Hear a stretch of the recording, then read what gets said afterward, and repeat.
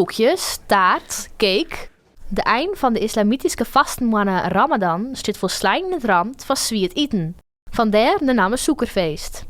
De Syrische Latoufa en haar gezin wonen in het AZC in Burgum, waar een groot deel van de inwoners de oude mannen vasten. Joet maakt het traditioneel Syrische gerecht Mamounia. جاي على شكل سميد وقطر لحال نسويه مع مية شوية مع سكر ونسويه حلو والسميد مع الزيت أو السمن البلدي فالسميد نسويه أسمر بعدين نضيفه على الحلو على المية يوم تجي وتغلي تصير قطر عاد نحط عليها ونضيفها مع فستق حلبي مع جوز مع قرفة.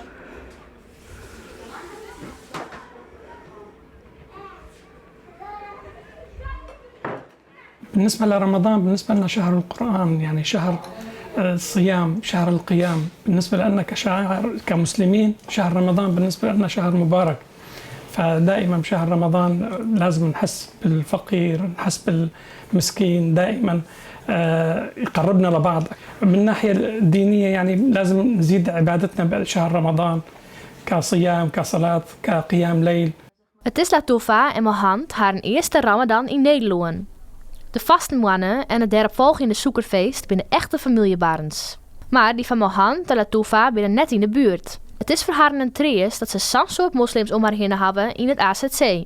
هلا بغض النظر موجودة جنسيات كثيرة ومتعددة بس بشكل عام الكل يعني حاليا متعاطف مع الثاني والكل عم يعيد ما عنده أي مشكلة يعني ما حسيت إنه في اختلاف يعني بالعكس الكل متجاوب.